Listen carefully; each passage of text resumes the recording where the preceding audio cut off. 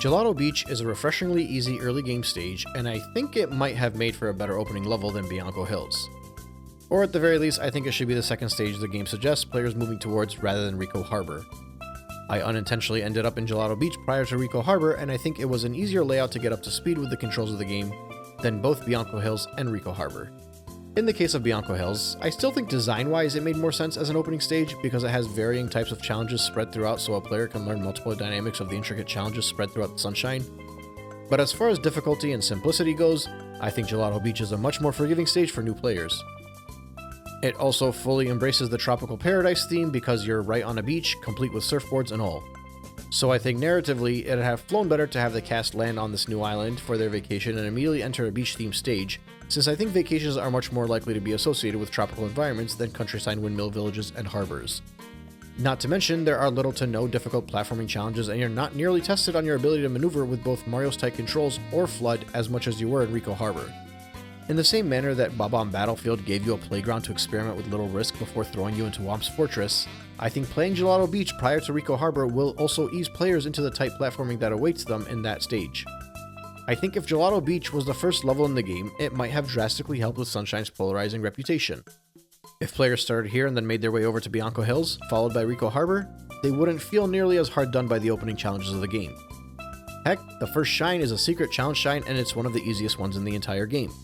The Dune Bud Sandcastle's secret requires players to spray a few of these little plants sticking out of the sand around the beach, while the only real hazard to avoid are these cataquacks that are more of a minor nuance than an actual challenge. They'll fling you up into the air and pretty much nothing else. After you spray the plants, which it turns out are not plants at all, a sandcastle will pop up on the shore and contain a secret entrance to the challenge. The nice thing about this challenge is it can basically be beaten with nothing but running and jumping. No side flips, no balancing, no wall jumps. It's all about speed and fairly forgiving platforming with the amount of area you can land on. In many ways, I could see an argument that it's way too easy. Because it is. It's very forgiving. And that's part of the reason why I think this stage is better for newbies to head towards prior to making their way towards Rico Harbor. That forgiving nature will allow them to more naturally get comfortable with Mario and FLUDD's control, to make Rico Harbor easier to conquer and even experiment with and enjoy. The second shine offers a bit more challenge, but it's also a pretty unique type of objective and actually has an ounce of problem solving. You are hinted towards using the 3 mirrors surrounding the Wiggler to collect this shine. On top of each of the mirrors are plungelos. I think I'm saying that right. Basically these funny looking enemies that have plungers for feet. First, you need to explore the area to find a way to make it to the top of these mirrors, which by this point shouldn't be all that hard. The stage is your jungle gym and it's on you to figure out your preferred means of climbing. You'll know from your experience with the cataquacks that you can't simply defeat these things by jumping on their heads, but you'll also notice the mirrors they're walking on slant towards the most weight. You're meant to lure them towards the outside of the mirror, causing them to lose their balance, followed by ground pounding on the other end of the mirror to send them flying. And I actually think the animation here is hilarious. The way their plunger feet slowly loses their grip, it just flings them off into the abyss is comical. There are 1 to 3 of these things on each mirror, and to collect the shine you'll have to get rid of all of them, which will cause the mirror to reflect the sunlight onto the Wiggler, forcing it to fall down. And then for some annoying reason, send the shine all the way to the other side of the beach and make you head over to collect it. This is something I find quite a bit annoying, and I think it becomes a bigger nuance later in the game. Don't make me have to traverse so far away to pick up the shine. If I have to undergo a challenge to collect a shine, just let me grab it where I accomplish the task, not on the other side of the stage. It's not really bothersome here, but I'll bring this talking point up again in the future segment if it does become annoying. In any case, that's 2 shines now. Episode 3. I didn't mention this before, but as you advance through the varying episodes in the stages, there is a continuity and growth that continues along. It's nothing groundbreaking, nor is it something you need to follow along. There's a reason I haven't really been discussing it, and it's because it's a nice bonus for players that are into that sort of thing, but also easily ignored if you're a gameplay first type of player and don't care too much about the in-game universe stuff. And even if you do care about the story, it's still pretty simple. This shine, for example, is a fight against Wiggler. The last shine with mirrors, we knocked him off the perch he was on, so now he's roaming around the beach angry. That's the kind of continuity I'm talking about. Minimal stuff that's mostly a bonus. But anyway, players need to knock Wiggler on its back using the same method of watering the plants in the sand that cause the burrowing enemies underneath to expand towards and create mounds. You just need to keep an eye out for when Wiggler is charging towards you and time the expansion right. This is another unique boss fight, and it gets a lot of praise from me. And really it's kind of the second boss fight in the stage, as I consider the previous challenge on top of the mirrors to be a boss fight as well, which is fresh considering how repetitive the previous boss fights were. Still, once you knock Wiggler over a few times, you'll have to do another run down to the shore for some reason to grab the shine and move on to episode 4, the Sandbird. The Sandbird is annoying. It's a red coin shine. 7 of them are easy enough, but you need to remain on the bird long enough to make it to the 8th one. It's similar to the secret area shines in that you have to find a way to get around the stage to make it to the sandbird challenge too, which means after you get a game over, you'll have to repeat all of that again, which just adds to the annoyance. But up until you get that game over, you aren't dropped out of the sandbird area. There's a 1-up on the cloud that mitigates that, and it's easier to grab than the ones in the secret challenge areas, but you can also easily miss it and have to start over. This is also the type of challenge where you have to wait for it to occur rather than taking it on your own pace. The problem is it's not much of a challenge until you get to the bird's rotation. Like maneuvering around the bird to grab the 7 coins is not a challenge, it's just walking around. So every time it restarts, you're waiting a decent chunk of time until the rotation occurs so that you can try and master it. And I'm not even sure why it's so hard to survive this bird's rotation. Every time I fell, it felt more like I was being punished for the game's physics more than my own skill. It's hard to explain, but you need to be exact when you hover and how you land on the rotated side to make sure Mario sees it as walkable ground rather than a slanted hazard that he can slip off of. I wasn't really sure if I should count this as a shine that would make me want to pull my hair out, but in saying that, I realized that it took me 20 minutes to grab, whereas the whole stage altogether took me 50 minutes. I think for that alone I need to count this as one of those shines.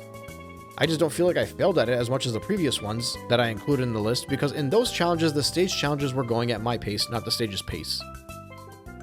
And before someone brings up Rainbow Road from Mario 64 and auto-scrollers in the comments, since I defended those during the 64 series, the difference is that in most auto-scrollers, and in Rainbow Road for that matter, there are challenges all throughout the traversal and scrolling.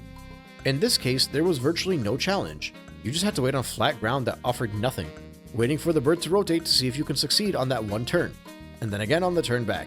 That was it. Shortly after that, you'll see the 8th red coin and be able to grab it and move on to the next shine. Episode 5 is basically the spiritual successor to the races with Koopa the Quick. Only in this game, they're races against Il Piantissimo, which I'm pretty sure most kids would pronounce 2 Piantissimo, since the I and L look the same and it could be Roman numeral 2. These races are overall pretty simple. I could maybe see them being a bit of a challenge the first time, but I think anybody that can get a hold of Shadow Mario can beat Il Piantissimo in a race. I might have lost to him once or twice over the course of the 3 times he appears in the game, but those losses were often during the first run while I was learning the route, and in the second run it wouldn't even be a competition. But to bring the conversation back a bit, I think putting a new player against Il Piantissimo in an early stage would be a good easy challenge to get players used to moving faster in general with Mario. The same way Koopa the Quick was thrown into Bob-omb Battlefield to make you repeat the same route up the summit, only this time in a time trial in order to teach players to learn to react quicker on these paths. Basically, it's just another reason why I think this would have been a good first stage in the game. Next up is the red coins. They're all underwater and in the tiny area by the coral reef. You just need to carefully swim through the trenches and grab the 8 red coins, while also making sure you keep an eye out on the fish, since there will be a red coin swimming surrounded by a school of fish. Other than that, it's all in the same area. You just need to rotate the camera since the coins are hidden out of your field of view to add some semblance of challenge. But realistically, this will just be another super simple shine to get. And finally is the chase against Shadow Mario. Same idea as usual here. He's getting a bit quicker and a bit trickier. So you need to keep an eye on him during the chase, but most players won't take more than a minute or so to grab this one, even if it's their first time playing. But yeah, the Skybird is really the only bit of frustration here. Imagine if this was the first stage of the game. You'd get an easy level with virtually no hazards that can make you lose a life, and an open sandbox that you can explore at your own leisure while experimenting throughout and not having to run through the same linear path over and over again.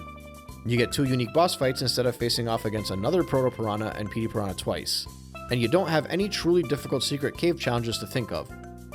The Sandbird here would be the only shine that would cause any form of annoyance, but early game shines that involve FLUDD cause annoyance regardless, and you'd get better at controlling FLUDD here so that you're ready to take on the future challenges in Bianco Hills and Rico Harbor. I enjoy the simplicity of the stage, but I also enjoyed Bianco Hills as a first stage. I wouldn't really care if they swapped these two around, but I have a big feeling that if Gelato Beach was the first stage players had played, specifically those who scoffed at how different and difficult Mario felt to control in this game and how unintuitive FLUDD felt, and they didn't bother giving this game the time and patience it would require to enjoy, there would have been a lot more natural of a difficulty curve as players advanced through the game, so they might have been better equipped to handle some of those more taxing challenges from the previous 2 stages. But that's not at all the case. I'm glad I did Gelato Beach prior to Rico Harbor, since it resulted in me enjoying both of them more than I would have otherwise. But anyway, I did Peanut Park in the intended order, so let's make our way towards the theme park and tackle those shines.